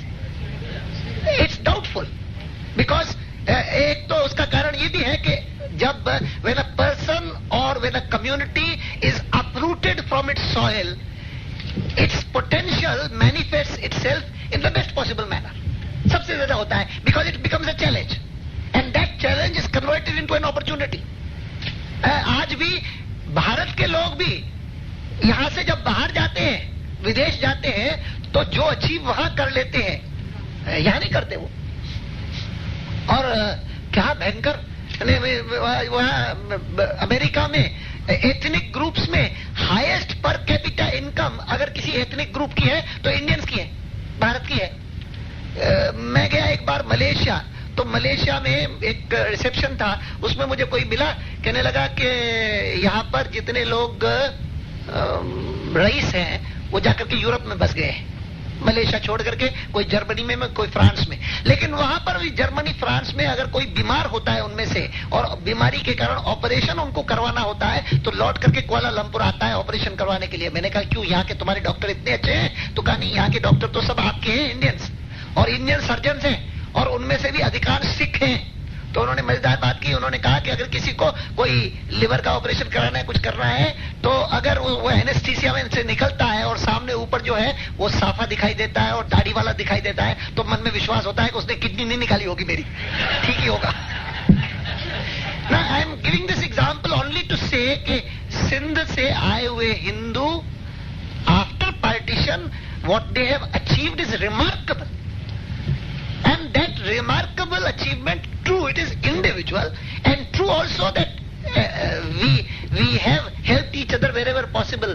But at the same time, collectively what is necessary is to keep alive this consciousness. देखिए, असां सिंधु सभा चवंदी है, सिंधियत जे बारे में असांखे फ़ख्रु हुअणु खपे, उनजी यादगिरी हुअणु खपे, ऐं ॿोलीअ जे बारे में बि ॿारनि खे असांखे चवणु खपे, सेखारणु खपे। इहो जे कंदासीं त ऑटोमेटिकली कुझु न कुझु प्रगति कलेक्टिवली भी थींदी रहंदी। तव्हांजे मन में या तव्हांखे ख्याल में जो कुझु है, तंहिंजे बारे में को फ़ैसिलो करणो है, त बाक़ी भाउर वेठा आहिनि, उहे कंदा, ऐं मूंखे कुझु चवंदा त मां ज़रूरु करण लाइ तयारु थींदुसि। अरे गोविंद, हाँ, गम जिंदगी में ॿारनि जो चरित्र ठाहिण में काफ़ी महत्वपूर्ण ऐं सोशल लाइफ में भारतीय जनता पार्टी ज़ालुनि खे पार्टी पोस्ट में या पार्टी टिकट में एतिरो अॻियां कोन वधिया आहे जेतिरो हाणे सिंधु सभा जो फंक्शन है, घणी ॻाल्हियूं आहिनि हिते, ऐं अॼु रखड़ी जो ॾींहुं आहे। मां चाहियां थो party post, it is a linguistic minority, what status is needed and what is the advantage of status, because there is no such thing as minority status, it is a linguistic minority. सिंधियुनि जी ॻाल्हि कोन कयां, मां generally ज़ालुनि जी ॻाल्हि हाँ, वो तो मूंखे ख्याल में 50% वोटर्स आहिनि, जॾहिं जॾहिं इलेक्शन थींदी आहिनि त ज़ालुनि खे वोटिंग पावर 50% आहे, ऐं उहे न सिर्फ़ु पाण पर पंहिंजनि ॿारनि खे, पंहिंजनि फैमिली मेंबर्स खे उन सां इन्फ्लुएंस करे सघनि थियूं इन करे जेकॾहिं ज़ालूं पार्टी में या पार्टी हा, हा। या उन्हनि खे असीं टिकटूं मिलनि मूं सम्झो गोविंद मां असीं त स्वागत कंदासीं ऐं हींअर हिनखे असांखे ख़ुशी थींदी आहे त असांजे घटि में घटि हिन दफ़े 10 MPs आहिनि असांजो पार्लियामेंट में ऐं it's a very impressive row that sits there हिन करे जनरल सेक्रेटरी पार्टी जी जनरल सेक्रेटरी घटि में हिकिड़ी ज़ाल हुअणु खपे ठीकु आहे। ज़ालुनि ते वधीक असर पए it is a suggestion for action which I have taken note of voting ते काफ़ी असर पइजी सघे थो ठीक है ऐं ॿी हिकिड़ी ॻाल्हि तव्हांजी बेनज़ीर भुट्टो सां ऐं पाकिस्तान जो जेको प्राइम मिनिस्टर हो तव्हांजी ऐं वाजपेयी जी कहिड़ी ॻाल्हि ॿुधी बेनज़ीर भुट्टो मिली सिंधी में ॻाल्हायो हाँ हाँ सिंधी में हुन वो पाकिस्तान जो प्राइम मिनिस्टर थोड़े सिंधी ॻाल्हाईंदो आहे पर बेनज़ीर सिंधी में ॻाल्हायो ईंदे ई चई त आडवाणी साहब तव्हां सां त सिंधी में ॻाल्हायूं न मुंहिंजो ज़रूरु सिंधी में ॻाल्हायो पोइ चए थी मूंखे सिंधी ईंदी कोन अथव घणी पाकिस्तान मां हिंदू लॾे अचनि था उन जे लाइ सिटीज़नशिप राइट्स अञा सिटीज़नशिप राइट्स ॾियण लाइ तयारु कोन आहिनि ॾाढी ॾुखियाई आहे पर तंहिं हूंदे बि एतिरो मञो अथनि त ठीकु आहे लॉन्ग टर्म वीज़ा ॾींदा रहंदासीं ऐं हिन दफ़े असांजो डॉक्टर जेसवाणी बि इलेक्ट थियो आहे त उहो हुनखे परसू कंदो रहंदो आहे जेके केसिस ईंदा आहिनि border sealings of the terrorist property. Because it is not easy to seal borders border sealing होना चाहिए एक तो नियत भी चाहिए डिटर्मिनेशन चाहिए पंजाब का ही कर ले तो बहुत बड़ी बात है लेकिन प्रैक्टिकल प्रॉब्लम भी है and if you see the border particularly the Rajasthan border you would be able to understand how difficult it is. BJP छा थी करे manifesto they have said that they will manifesto जे बारे में असां सभिनी मुख्यमंत्रियुनि खे all the chief ministers have been reminded of it, all the MPs MLAs would be made aware of it that we have ours is the only party Bharatiya Janata party एकमात्र party है जिसने अपने मैनिफेस्टो में सिंधी समाज के बारे में एक कमिटमेंट किया हुआ है और उसकी पूर्ति करने के लिए सरकार की तरफ से तो कोई कसर नहीं रहेगी अभी वहां पर हमारे नानक ईसरानी को वहां के सिंधी एकेडमी का अध्यक्ष बनाया गया है राजस्थान में चलो बोलो We are having a little trouble explaining to our children about the hooliganism, Gundaism, Dawn of Dubai and Pakistan training India, training them to come into our country. That is a little trouble that we are having our children, how to explain what is the government or what is the police doing against these terrorist activities that are taking place. Every day we read the lesson, we see Dawn. Some things which we are not able to explain to the children, what are we doing about this problem.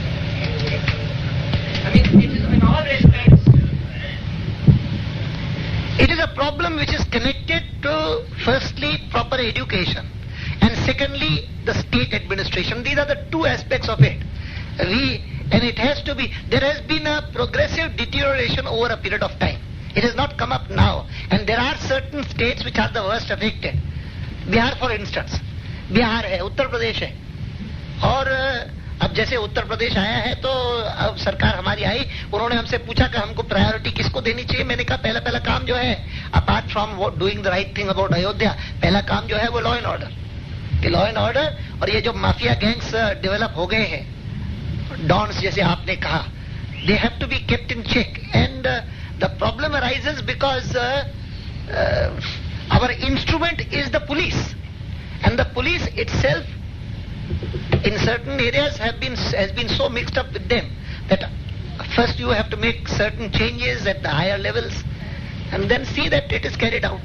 It's a serious problem. It's not only the police, we are giving in to whatever the Muslims and the Pakistanis want.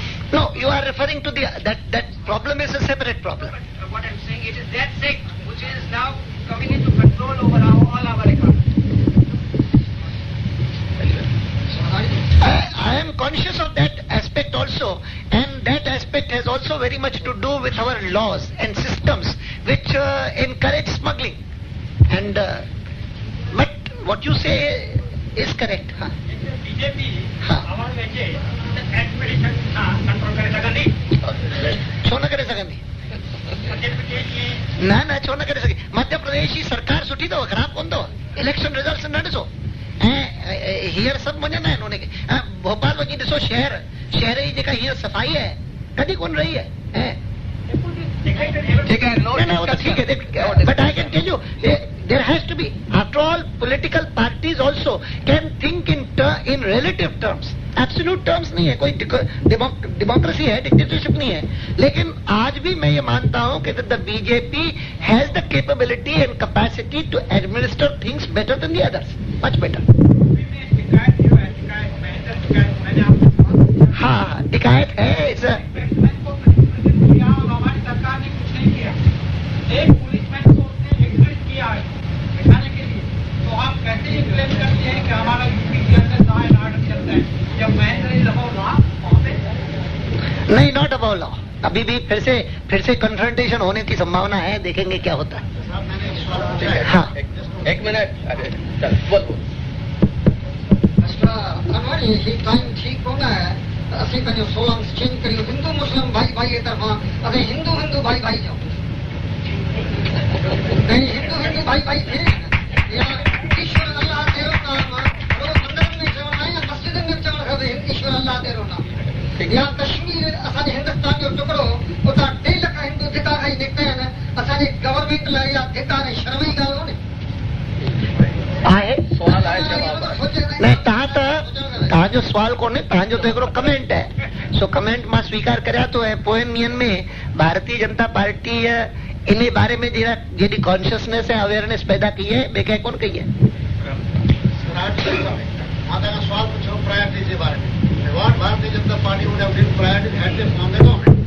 माण्हू ऐं public जेकॾहिं असां Bharatiya Janata party workers आहियूं या जेको आहे सोची individual intellectuals आहियूं, माण्हू पुछे थो जो ठीकु आहे कांग्रेस नथी करे सघे, तव्हांखे गवर्नमेंट मिले हा त तव्हांजूं प्रायोरिटीज़ करियूं. उन थोरो वन बाय वन मुझे ना पहली प्रायोरिटी है the national unity. It must be preserved and for that Kashmir and Punjab, they have to be tackled properly. A security belt has to be created along the border, and then there has to be no inhibitions about dealing with the terrorists. You can't have it this way. ये जो इसको release कर दो, उसको release कर दो, फलाना कर दो, ढिमका कर दो.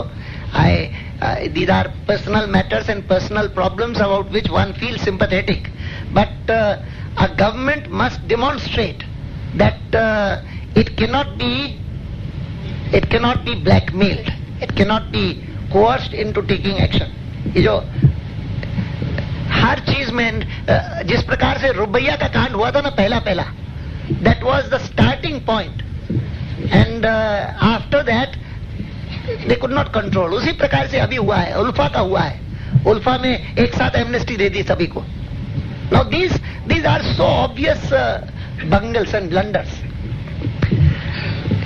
So unity of the country is number one, and simultaneously, of course, you have to see that the economy is dealt with in a manner as to bring relief to the common man in terms of unemployment, inflation. Ram मंदिर तो unity के साथ जुड़ा हुआ है, national unity के साथ, वो बिल्कुल है ही.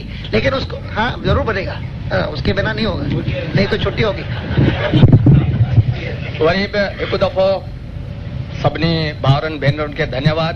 अवी आया ऐं उन खां वधीक धन्यवाद लाल कृष्ण आडवाणी खे जंहिं हेतिरो टाइम ॾिनो आहे. असांजो भाउ आहे, असांजे घर में आयो आहे. अॼु राखी बंधन आहे, इन करे भाउर भेनर सभु जेके समाज जा माण्हू आहिनि पाण में गॾजनि, प्रेम ऐं हिक ॿिए ॾांहुं आदर हुजे, इन लाइ सभु गॾु थियासीं. इन करे सभिनी जी महिरबानी. हाणे सभिनी जे लाइ लंच पैकेट्स तयारु आहिनि. श्री लाल कृष्ण आडवाणी बि हिते रहंदो, अधु मुनो कलाक लंच बि खाई सघूं था, उन सां गॾिजी ॻाल्हाए ॿोलाए सघूं था, वाक़फ़ियत करे सघूं था, उन सां पंहिंजी वाक़फ़ियत ॾेई सघूं था. ऐं हीअ सभा हाणे समाप्त. लंच करे पाण में गॾजण मिसजण जो प्रोग्राम थोरो अधु कलाक